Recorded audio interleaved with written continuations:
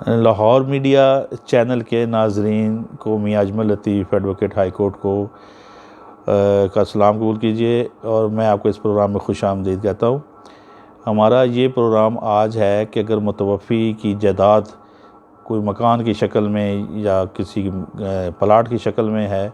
और वो वफ़ात पा गए हैं तो उसके वारसान जो हैं उनमें ये तकसीम होगी, ये उनका शरई और कानूनी हक़ है। तो ऐसे ये जायदाद जो है बाज़ दफ़ा वारसान बहुत ज़्यादा होते हैं और जायदाद जो है उसकी जो है वो क्वांटिटी वो कम होती है, लेकिन तकसीम तो बहरहाल होनी है। या फिर वो सारे कोई जायदाद बेशक चाहे छोटी है, मकान की शक्ल में है, तो उसमें जो वो सब ही रहाइश पजीर होते हैं, या अगर वो रहाइश पजीर नहीं होते तो वो आपस में चाहते हैं कि ये किसी तरह से इसकी जो है वो तकसीम हो, वो सारे उसी जगह पे बैठे रहें। तो ऑलरेडी ये ऐसी शक्ल में है कि या तो वो ऑलरेडी वहाँ पे उसी मकान में वो सारे रहाइश पजीर हों और वो अपने अपनी कमरों में या जो उनकी तकसीम तय करके वो बैठे होते हैं रहाइश के हिसाब से, तो वो रह रहे होते हैं। तो वो कहते हैं कि चले इसी को ही इसी शक्ल में ही हमें इसका हिस्सा मिल जाए, ताकि सब अपने अपने हिस्से में उसमें हिस्सेदार रहें और वो ट्रांसफ़र हो जाए, विरासती इंतकाल उन तक हो जाए। तो ऐसी शक्ल में जब कि कोई ऐसा डिस्प्यूट, लेकिन ये जो मामलात हैं इसमें डिस्प्यूट पैदा हो जाते हैं और अदालत में हमेशा वही जाते हैं जहाँ के लोग आपस में वो फैसला या तस्वीर नहीं कर पाते, तो फिर अदालतों में जाना पड़ जाता है कि जी ये हर कोई अपने हक़ के हासिल करने के लिए वो कहता है कि जी ये मैं दुरुस्त हूँ। तो वो अगर कन्फ्लिक्शन आ जाता है सबका, तो फिर डेफिनेटली अल्टीमेट रिज़ल्ट जो है फिर वो कोर्ट के पास ही जाता है और इसमें सिविल कोर्ट को इख्तियार समाअत हासिल होता है। तो वो हल करती है उसका सबको सुन के, और जो फ़ैसला फिर वो करती है वो कानून के मुताबिक वो इंसाफ को तकाज़े पूरे करते हुए फ़ैसला कर देते हैं। तो ऐसी शक्ल में जब आपका किसी ऐसी प्रॉपर्टी में जहाँ के वारसान जो हैं वो उनके दरमियान में ऐसा डिस्प्यूट पैदा हो गया, झगड़ा पैदा हो गया है कि वो ख़ुद अपने तौर पे उसको तकसीम का तरीक़ाकार तय नहीं कर सकते। यानी लेकिन जब जो शेर हैं वो तो ज़री शेर जो इस्लाम ने जो उनके शरई शेर मुकर्रर किए हुए हैं वो तो वो लेंगे, कानून भी उनको इजाज़त देता है। और वो अगर डिस्प्यूट में चले जाएँ, झगड़े की शक्ल में आपस में चले जाए, तो फिर अदालतें फिर उसका फ़ैसला करती हैं। तो ऐसी जगह जहाँ पे कि आप डिस्प्यूट पैदा हो जाए, तो वो फिर उसका तरीक़ाकार ये है कि फिर आप में से कोई या सारे मिलके, या फिर जो कुछ समझते हैं कि हम नहीं जाना चाहते वो ना जाएं, लेकिन जो जाना चाहते हैं उसको कि वो कहते हैं किसी आपस में झगड़े से पड़ने की बजाय अदालत से फ़ैसला ले लें, तो फिर आप एक सूट पार्टीशन करते हैं। यानी उसमें जो तकसीम जायदाद का दावा किया जाता है, जो मुतवफ़ी की जगह होती है कि ये हमारे मुतवफ़ी जो थे वो वफ़ात पा गया, उस दावे में आपने कैसे जो है उसे प्रेजेंट करना है, उसका तरीक़ाकार मैं आपको बता देता हूँ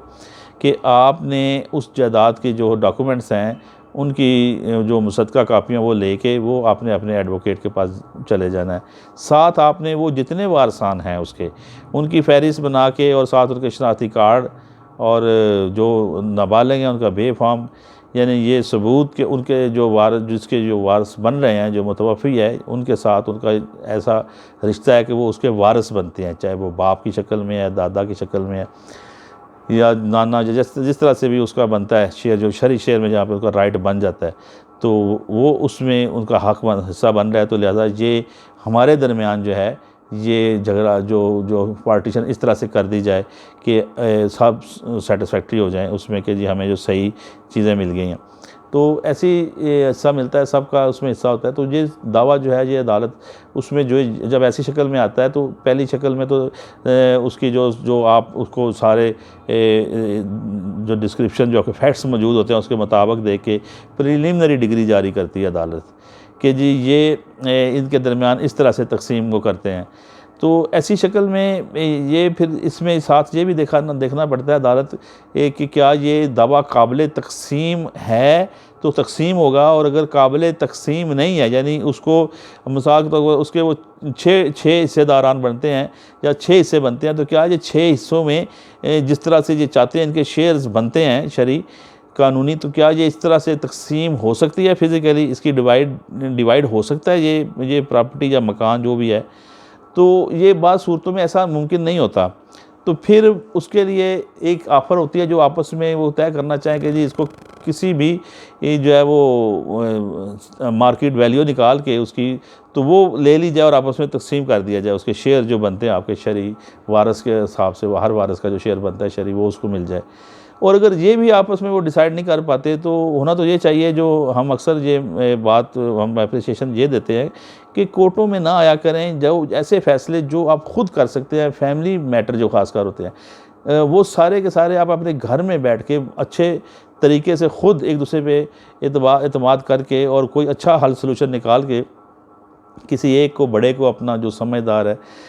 जो समझता है मामलात को और अच्छी तरह से डील करना जानता है फैमिली के हवाले से, तो वो कोई भी हो सकता है। उसमें ज़रूरी नहीं है कि आपके घर का बुज़ुर्ग ही हो। बुज़ुर्ग को हम इसलिए कहते हैं कि बुज़ुर्गों ने वक्त ज़्यादा गुजारा होता है, उनका एक्सपीरियंस ज़्यादा होता है और उनमें बुर्दोबाद तहम्मुल और सोचने समझने की सलाहियत ज़्यादा होती है। उन्होंने ज़िंदगी को करीब से देखा होता है, मामलात को देखा होता है, उनको सुलझाने की उनमें अहलियत ज़्यादा होती है। लेकिन ये कोई यूनिक एक 100% बात नहीं है। आम कोई और भी जो कि उम्र में कम हो, बालिग बंदा, वो भी इसी खुसूसियात का हामिल हो सकता है कि वो उस मामले को समझ के आप घर के तमाम अफराद को एक ही जगह पे इकट्ठा कर दे और उसका फ़ैसला कर दे, अदालत में ना जाएं। तो वो कोई भी हो सकता है, लेकिन ऐसा ज़रूर होना चाहिए जो जिसके ऊपर सबको एतबार हो, एतमाद हो और वो भी इंसाफ से और उस हर मामले की को इस तरीके से डील करे कि सब खुश हो जाए उसके फ़ैसले से और किसी को कोई नुकसान ना हो। तो पहले तो हम ये प्रेफरेंस देते हैं कि आप अदालतों में कम है, खुदारा अदालतों में आने से कोई फ़ायदा नहीं होता, वक्त का ज़िया होता है और हमारा अदालती निज़ाम इतना स्लो है कि वो आपके लिए भी परेशान हो जाता है और फिर बहुत सी बातें निकलती हैं कि जी ये क्या हो गया, हमने क्यों किया। तो इसलिए अच्छी बात है कि आप अपने ही एंड पे करें,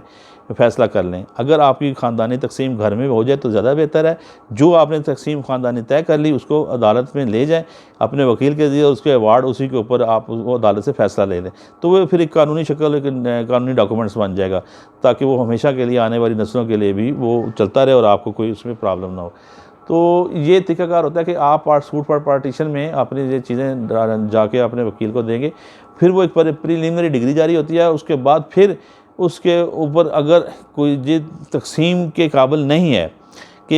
ये आपको फिज़िकली डिवाइड नहीं कर सकते, तो फिर उसके ऊपर लोकल कमीशन अपॉइंट करते हैं कि वो देखें कि क्या ये ऐसा मुमकिन है।